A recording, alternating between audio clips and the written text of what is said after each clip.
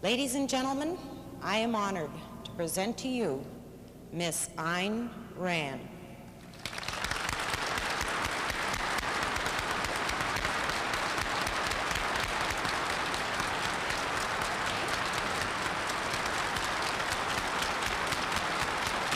Thank you.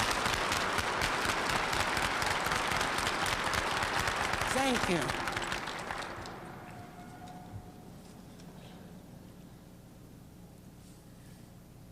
Ladies and gentlemen, since the subject of these seminars is investment, I must start by stating that I am not an economist and have no purely economic advice to give you. But what I am anxious to discuss with you are the preconditions that make it possible for you to gain and to keep the money which you can then invest. I shall start by asking you a question on a borrowed premise. What human occupation is the most useful socially? The borrowed premise is the concept of social usefulness. It is not part of my philosophy to evaluate things by a social standard, but this is the predominant standard of value today, and sometimes it can be very enlightening to adopt the enemy's standard. So let us borrow the notion of social concern for just a little while, just long enough to answer the question, what human occupation is the most useful socially? Since man's basic tool of survival is his mind, the most crucially important occupation is the discovery of knowledge. That is the occupation of scientists. But scientists are not concerned with society, with social issues, or with other men.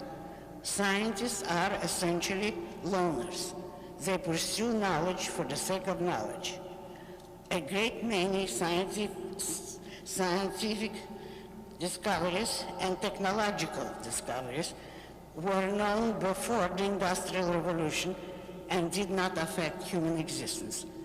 The steam engine, for instance, was known in ancient Greece, but knowledge of that sort remained an exclusive concern that lived and died with the scientists, and for century after century had no connection to the lives of the rest of mankind.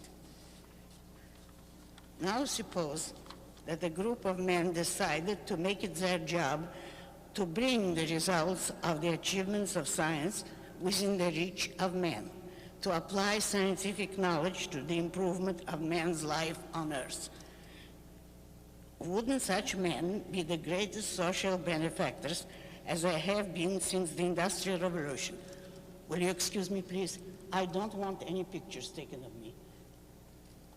Please, gentlemen, don't photograph me. I am much too old for that. Just leave me as I am.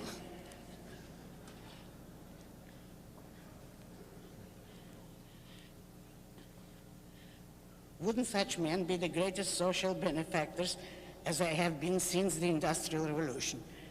Shouldn't the socially concerned humanitarians, those who hold social usefulness as their highest value, regard such men as heroes? If I say no, such men are not regarded as heroes today. They are the most hated, blamed, denounced men in the humanitarian society. Would you believe me? Or would you think that I'm inventing some sort of irrational fiction? And would you say that something is wrong, terribly wrong, in such a society? But this isn't all. There is something much worse. It isn't merely the fact that these heroic men are the victim of an unspeakable injustice.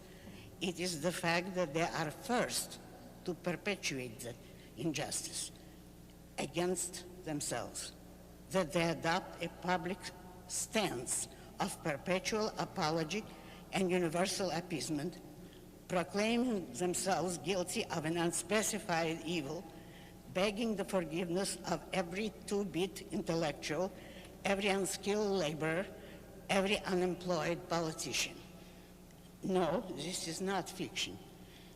That country is the United States of America today. That self-destroying group of men is you, the American businessmen. When I say you, I mean the group as a whole. I accept the tenet that present company is accepted. However, if any of you find the shoes that fits, wear it with my compliments.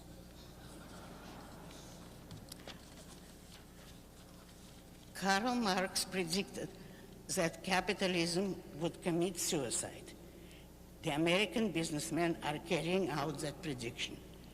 In destroying themselves, they are destroying capitalism, of which they are the symbol and product. And America, which is the greatest and freest example of capitalism man has ever reached. There is no outside power that can destroy such men and such a country. Only an inner power can do it, the power of morality. More specifically, the power of a contemptibly evil idea accepted as a moral principle, altruism. Remember that altruism does not mean benevolence or consideration for other men. Altruism is a moral theory which preaches that man must sacrifice himself for others, that he must place the interests of others above his own, that he must live for the sake of others.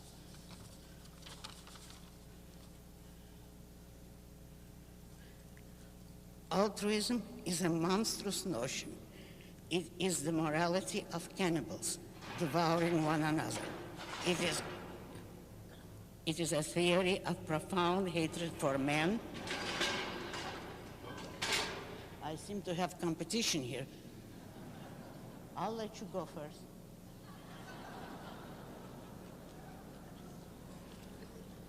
Okay? It is a theory of profound hatred for men, for reason, for achievement, for any form of human success or happiness on earth. Altruism is incompatible with capitalism and with businessmen. Businessmen are a cheerful, benevolent, optimistic, predominantly American phenomenon. The essence of their job is the constant struggle to improve human life, to satisfy human needs and desires, not to practice resignation, surrender, and worship of suffering. And here is the profound gulf between businessmen and altruism. Businessmen do not sacrifice themselves to others. If they did, they would be out of business in a few months or days. They profit, they grow rich, they are rewarded as they should be. This is what the altruists, the collectivists, and other sundry humanitarians hate the businessmen for, that they pursue a personal goal and succeed at it. Do not fool yourself by thinking that altruists are motivated by compassion for the suffering. They are motivated by hatred for the successful. The evidence is all around us.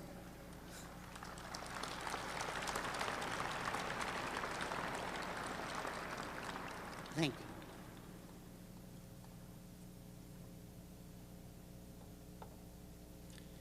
The evidence is all around us, but one small example sticks in my mind as extremely eloquent. In the early 1930s, an assistant of Jane Addams, the famous social worker, went on a visit to Soviet Russia and wrote a book about her experience.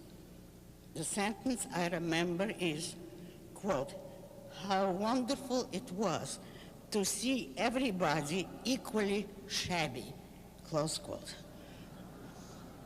If you think that you should try to appease the altruist, this is what you are appeasing. The great tragedy of capitalism and of America is the fact that most businessmen have accepted the morality of altruism and are trying to live up to it, which means that they are doomed before they start.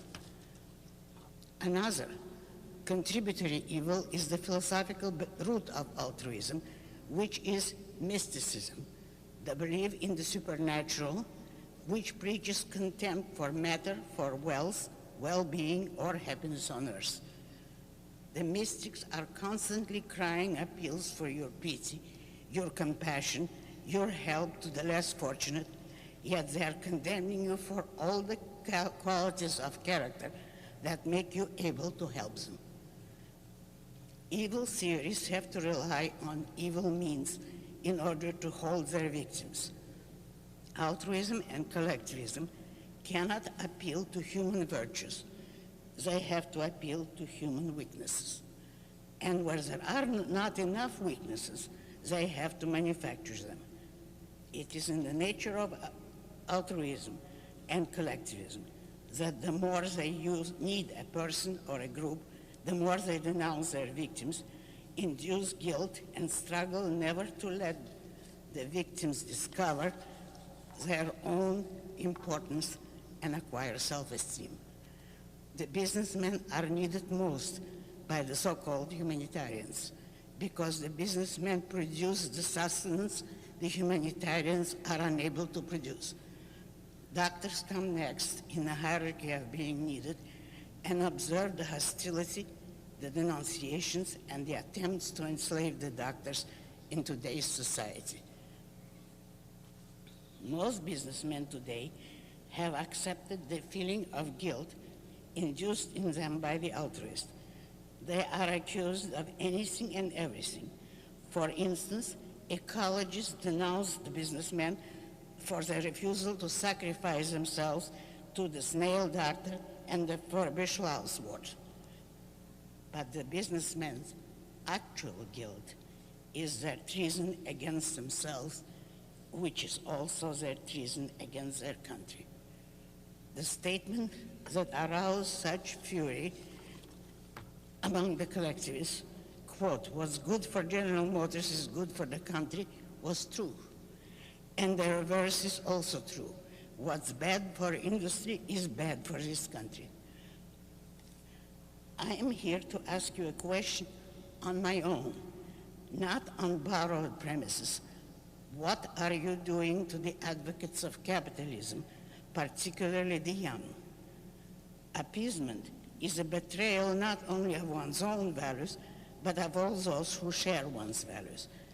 If, for whatever misguided reason, businessmen are indifferent to and ignorant of philosophy, particularly moral and political philosophy, it would be better if they kept silent rather than spread the horrible advertisements that make us cringe with embarrassment. By us, I mean advocates of capitalism. Mobil Oil ran ads in the New York Times which stated the following, I quote from memory, quote, "Of the expression free, private, responsible enterprise, we strike out free and private as non-essential," close quote. One of the big industries advertises on television that they are full of, quote, "people working for people," close quote. And some other big company announces on television that its goal is, quote, "ideas that help people," close quote. I do not know what the ghastly PR man who came up with these slogans wanted us to think, that the companies worked for free or that they traded with people rather than with animals.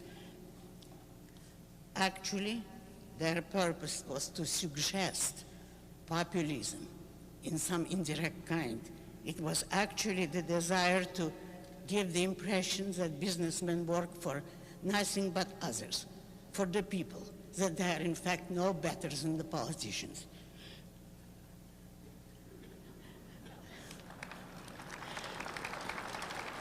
Thank you.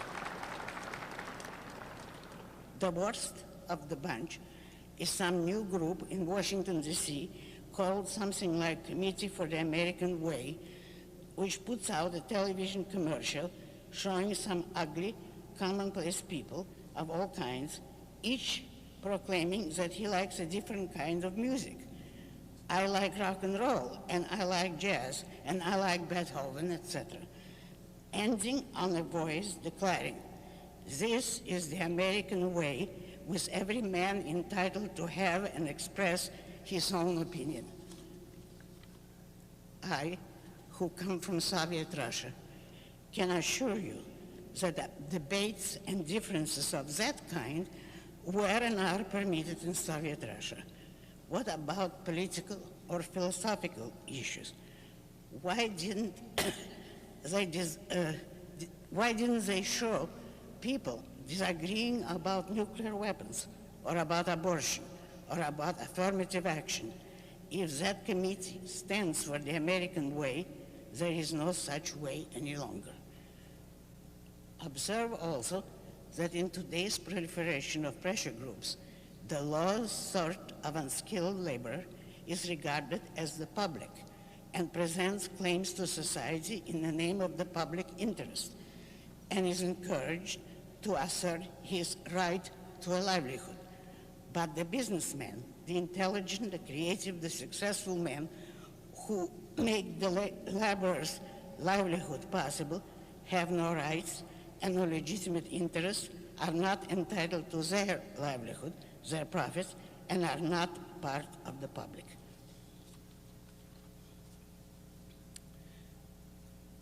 Every kind of ethnic group is enormously sensitive to any slight. If one made a derogatory remark about the Kurds of Iran, dozens of voices would leap to their defense. But no one speaks out for businessmen when they are attacked and insulted by everyone as a matter of routine. What causes this overwhelming injustice?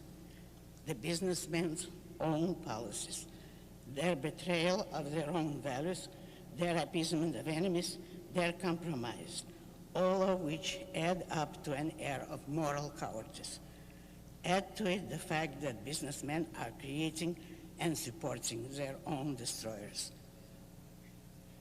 The sources and centers of today's philosophical corruption are the universities. Businessmen are both content.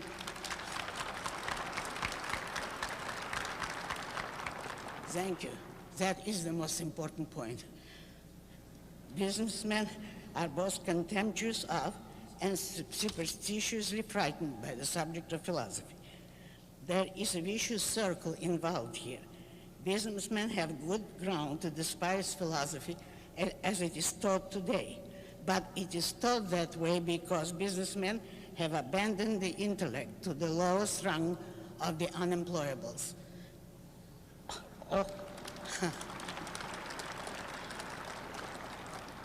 All the conditions and ideas necessary to turn men into abjectly helpless serfs of dictatorship rule the institutes of today's higher education as a tight monopoly with very few and rare exceptions. Hatred of reason and worship of blind emotions, hatred of the success and worship of self-sacrifice, hatred of the individual and worship of the collective. These are the fundamental notions that dominate today's universities. This notion condition and paralyze the minds of the young. If you want to discover how a country's philosophy determines its history, I urge you to read The Ominous Parallels by Leonard Peikoff, to be published this coming spring by Stein and Day.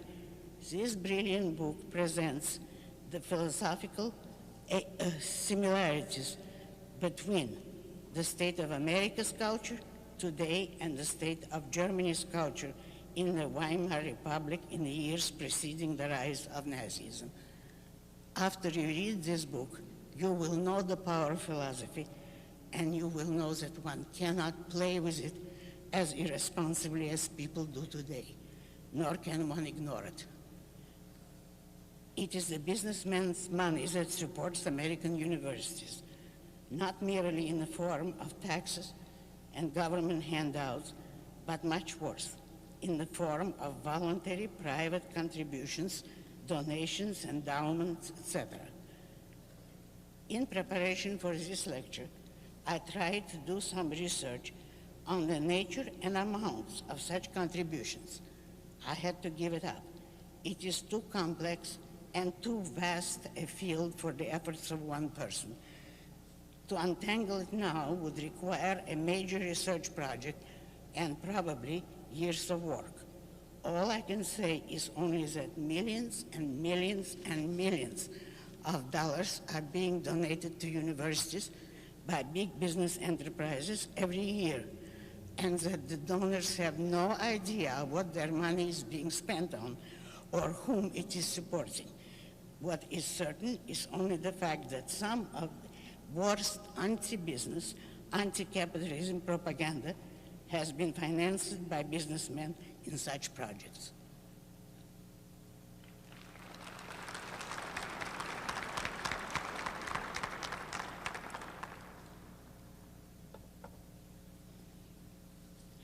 Money is a great power because in a free or even a semi-free society, it is a frozen form of energy, productive energy. And therefore, the spending of money is a grave responsibility. Contrary to the altruists and the advocates of the so-called academic freedom, it is a moral crime to give money to support ideas with which you disagree. It means ideas which you consider wrong, false, and evil. It is a moral crime to give money to support your own destroyers. Yet that is what businessmen are doing with such reckless irresponsibility.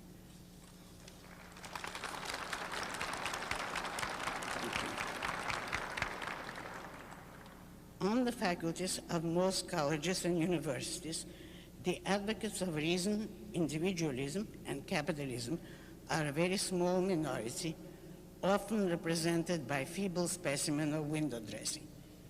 But the valiant minority of authentic fighters is struggling against overwhelming odds and growing very slowly.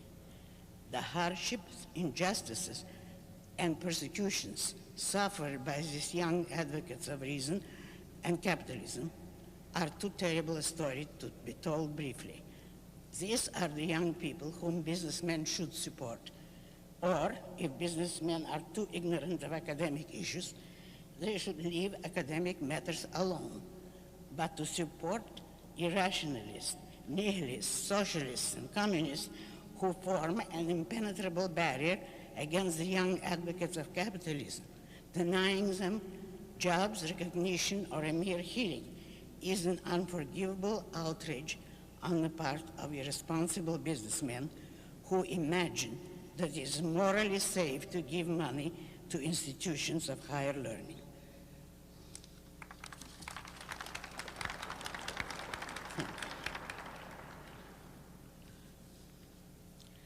The lasting influence of the universities is caused by the fact that most people question the truth or falsehood of philosophical ideas only in their youth, and whatever they learn in college marks them for life. If they are given intellectual poison, as they are today, they carry it into their professions, particularly in the humanities. Observe the lifeless grayness, the boring mediocrity of today's culture. Observe the empty pretentiousness and mawkish sentimentality of today's stage, screen, and television writing.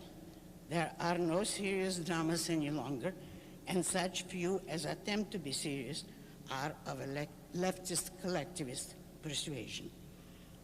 On this subject, I can speak from personal experience. For several years, a distinguished producer in Hollywood has been attempting to make a television miniseries or a movie of my novel, Atlas Shrugged. He was stopped on 2 counts. One, he could not find a writer able to write a romantic drama, even though there are many good writers in Hollywood. Romanticism is completely unknown to them.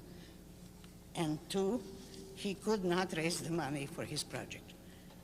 Allow me to say, even though I do not like to say it, that if there existed a novel of the same value and popularity as Atlas Shrugged, but written to glorify collectivism, which would be a contradiction in terms, it would have been produced on the screen long ago.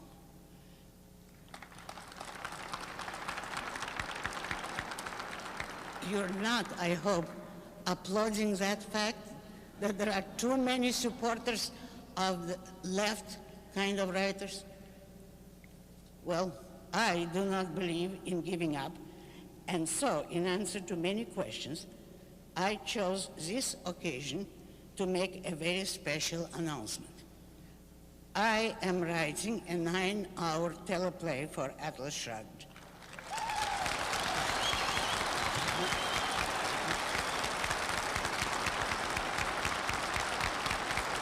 Thank you. Thank you very much. I intend to produce the miniseries myself. There is a strong possibility I will be looking for outside financing to produce the Atlas Shrugged series. I'm not afraid of that. In conclusion, let me touch briefly on another question often asked of me. What do I think of President Reagan? The best answer to give would be, but I don't think of him. And the more I see, the less I think. I did not vote for him, nor for anyone else, and events seem to justify me. The appalling disgrace of his administration is his connection with the so-called moral majority and sundry other TV religionists. Thank you. Who are struggling, apparently with his approval, to take us back to the Middle Ages via the unconstitutional union of religion and politics. The threat to the future of capitalism is the fact that Reagan might fail so badly that he will become another ghost like Herbert Hoover, to be invoked as an example of capitalism's failure for the next 50 years. Observe Reagan's futile attempts to arouse the country by some sort of inspirational appeal.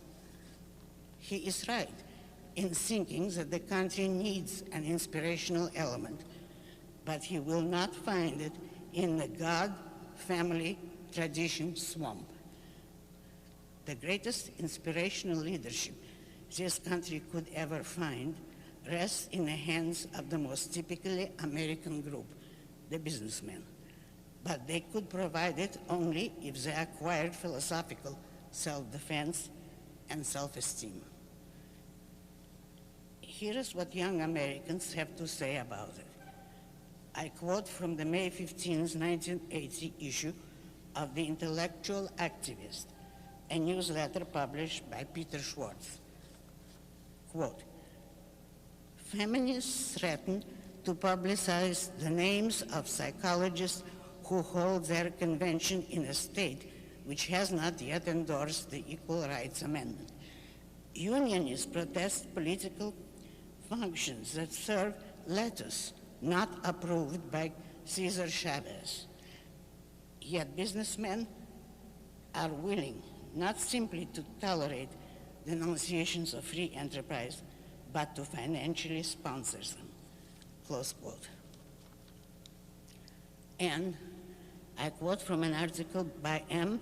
Northrop Buechner, The Root of Terrorism, in the October 1981 issue of the Objectivist Forum, published by Harry Binswanger. Quote, imagine the effect if some prominent businessmen were to defend publicly their right to their own lives. Imagine the earth-shaking social reverberations if they were to assert their moral right to their own profits, not because those profits are necessary for economic progress or the elimination of poverty, which are purely collectivist justifications, but because a living being has the right to live and progress, and do the best he can for his life for the time he has on this earth. Close quote.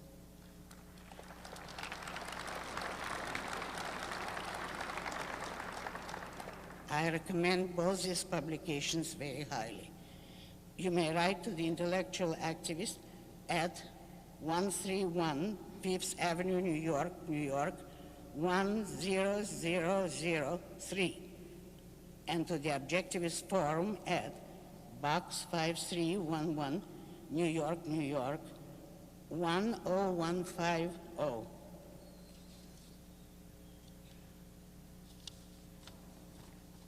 As for me, I will close with a quotation which is probably familiar to you, and I will say that the battle for capitalism will be won when we find a president capable of saying it. Quote, "The world you desired can be won. It exists, it is real, it is possible, it's yours. But to win it requires your total dedication and a total break with the world of your past, with the doctrine that man is a sacrificial animal who exists for the pleasure of others. Fight for the value of your person. Fight for the virtue of your pride. Fight for the essence of that which is man, for his sovereign rational mind. Fight with the radiant certainty and the absolute rectitude of knowing that yours is the morality of life and that yours is the battle for any achievement, any value, any grandeur, any goodness, any joy that has ever existed on this earth."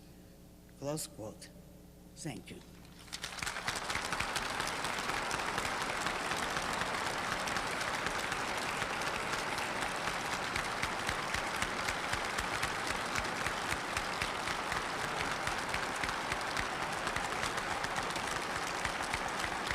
What are your feelings about the media? Well, I think I've indicated the media as they stand today are practically non-existent as art or even as information. They're in a terrible state. They're leaning very heavily to the left, but it is not anyone's conspiracy, and it is not the fault of the individual reporters. They are practicing the only kind of philosophies they've been taught. They know of nothing better. They are the conditioned robots of their college professors. But the media as such, particularly television, is the greatest invention in centuries, and it has the greatest potential. I prefer television to the large screen or any other medium of communication. And if we remain free, we will see some great things on television. Next. Okay. The next question is, do you think that the United States should continue to sell grains, computers, and technology to the Russians? No, I don't think so. I don't think we should have diplomatic relations with Russia. And if we broke with them, you would be surprised what a cowardly, appeasing performance they would put up, because they had done that every time they knew that the West was antagonistic. They are like bullies, and you have to deal with them very, very strongly or not at all, which incidentally Reagan is not able to do. The next question is related.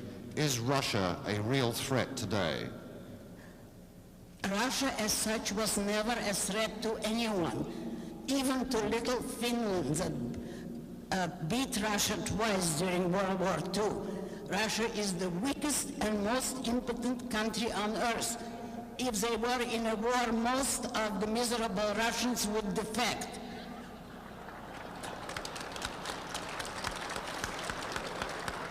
But Russia has one weapon by default, which we have surrendered, and that is the morality of altruism. So long as people believe that Russia represents a moral ideal, they will win over us in every encounter. That is one of the reasons for dropping altruism totally, consciously, as the kind of evil which it really is.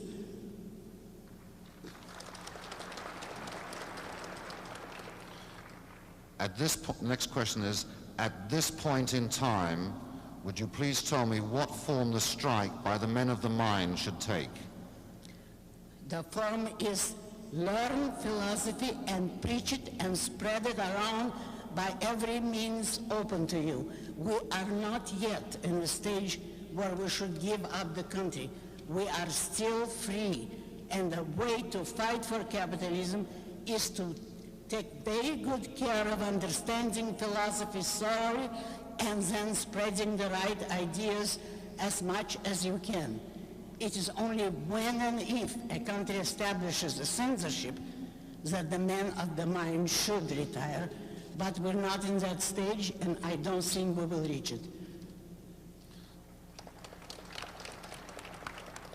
The next question is of a more pragmatic business nature. Where do we sign up to invest in the production company for Atlas Shrugged? Thank you very much. Please communicate with Mr. Blanchard's office. He has graciously agreed to send all such communications to me.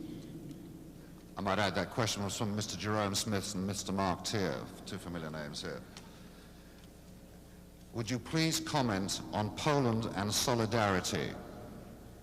On Polish solidarity? Poland and solidarity. Oh, they have all my sympathy, but I don't see them winning anything. It is a hopeless undertaking to try and defy Soviet Russia, particularly when what they're advocating is socialism. You don't find communism with socialism. They are doomed to lose. The next question is, please clarify your comment on the moral majority. I do not understand your position. I do not understand your question. If you're here at all, you must have come because you know something about me. And if you know something about me, you know that I'm an advocate of reason, that I am not a supporter of religion, and that I despise anyone who tries to impose his religious ideas by force on other people. That is what the moral majority is trying.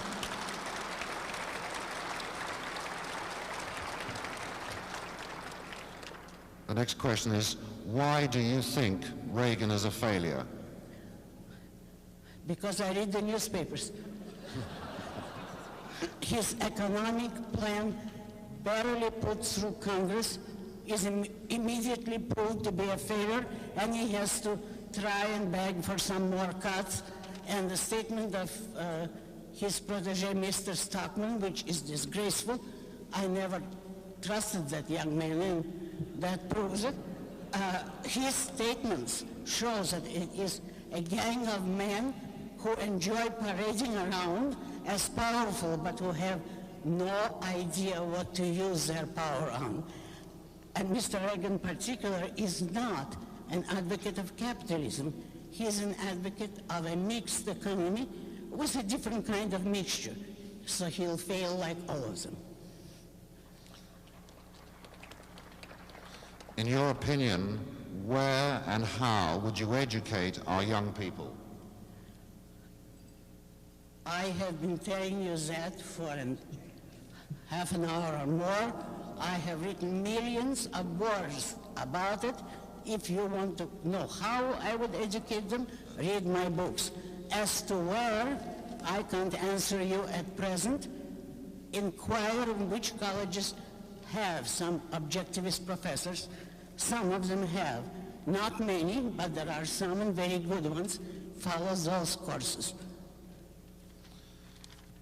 Next question is, when and what events led to the development of your ideas?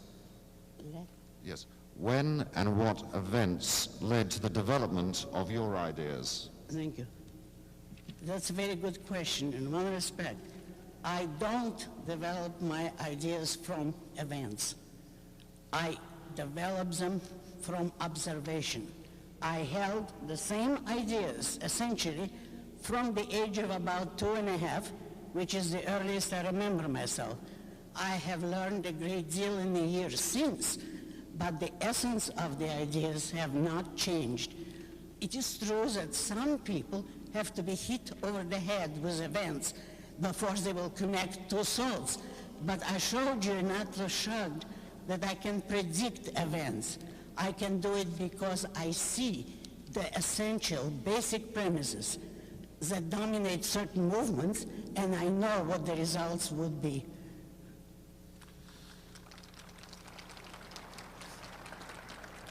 The next question is, please differentiate between man's happiness and man's life as a standard of value.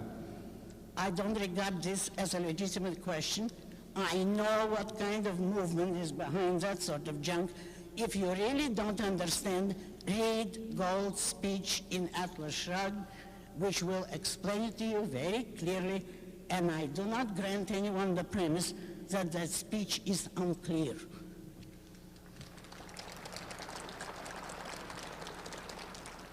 Next question is, how can we teach our children not to be ashamed of success? That's a good question. Read Atlas Shrugged, read the work of other objectivists, read the proper ideas, and then learn how to communicate it to a child at the appropriate time. Don't make him recite ideas which are beyond his understanding. And above all, do not teach him to be humble. Praise him when he deserves it, permit him to be proud of his success, and that will establish the right foundation.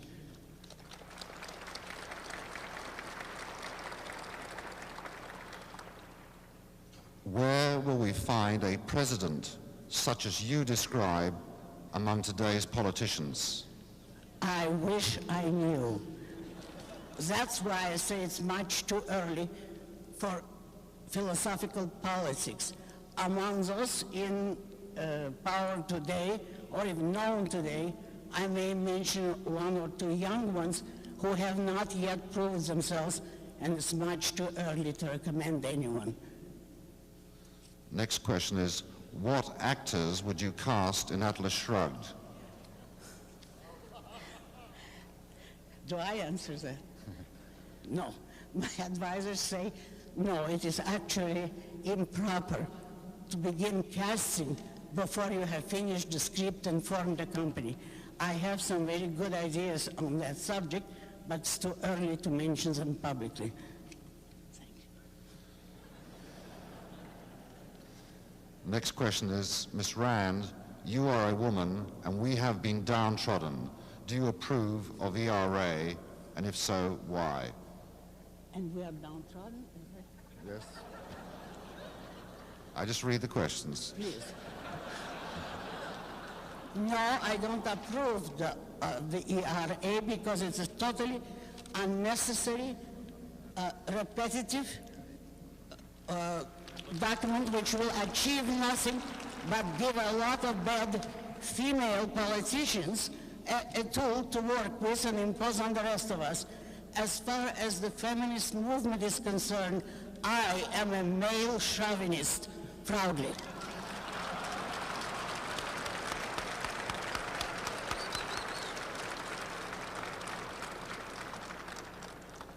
Next question is, how would you define love? I define it as your response to your own values in the person of another human being. And I do not care to bother with it too much. I mean with definitions, because actually my best definition of love is the love stories in my novels. That is not a primary. It would take a very complex identification and analysis, but it's not for me. I don't like to argue about that subject.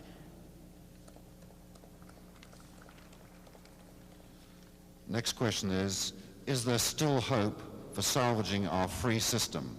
Is there Is there still hope for salvaging our free system? Yes, there is hope so long as there is one man left living on earth. There is hope, but it will not be saved automatically. It depends on the free will and choice of every man who is able to think. Those who don't want to think don't matter in this issue. They're merely social ballast. But it depends on the thinking of every human being in this country.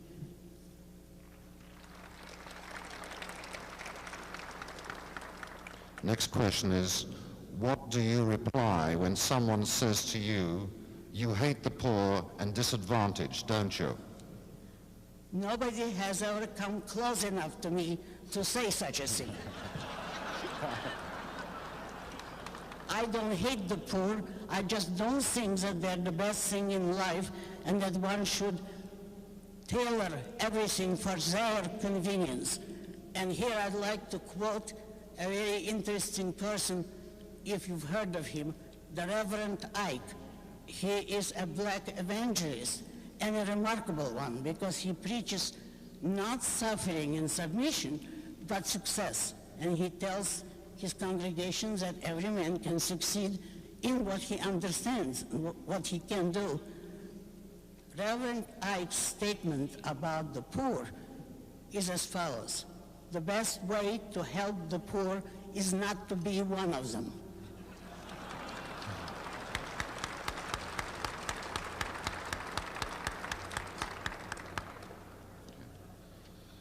Next question is, I am a student of business in a university.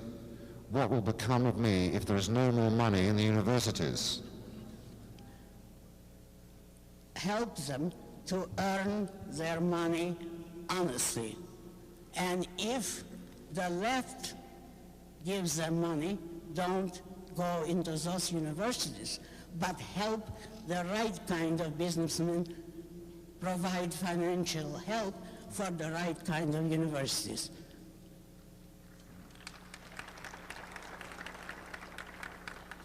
Next question is there any hope for Russia? No. Next question. Since Congress has collectivized us through the Internal Revenue Service, what can be done to stop them? Is it time for another Tea Party? It's been time long ago, but the only thing one can do is a matter of ideas. It is ideas that have brought the Internal Revenue Service on us. The public, particularly the non-intellectual public, is very much with you, and it's only ideas that can produce a reform in government and in that kind of aspects of government. The next question is, what is the moral justification for a gold standard? The fact that those who earn their money keep it, and that there is no way for the parasites to get their hands on it.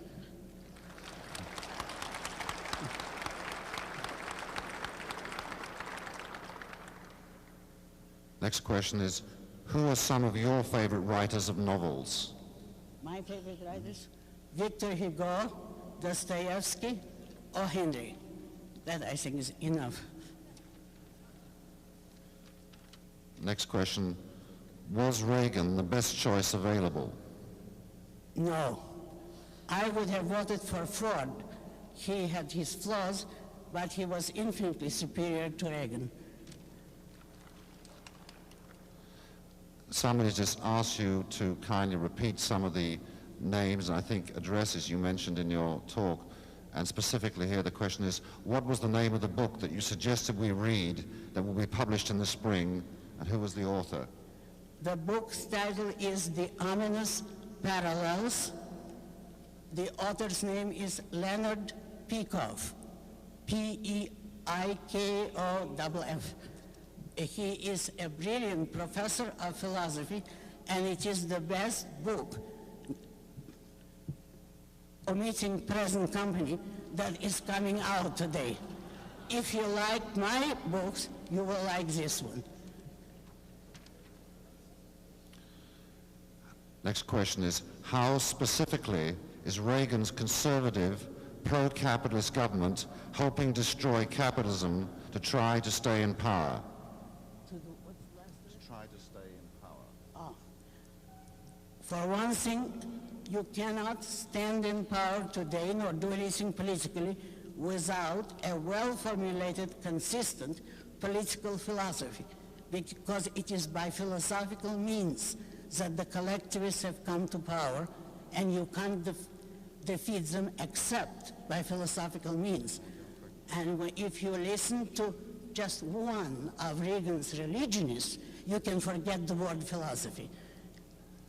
A man who claims to defend rights and objects to the right to have abortion, who wants to dictate to a woman in the most intimate, crucial and tragic issue of that kind, and he wants to forbid it, that's no defender of rights and no defender of capitalism.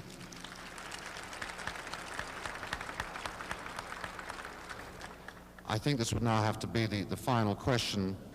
Are there any new books forthcoming? We'd love to know. New books by objectivists? By you, Ms. Rand. By me? No, not until after I finish with the mini-series of Atlas Shrugged. That's my project at present. After that, I have several projects in mind, but it's too early to talk about them. Thank you for your interest. We have,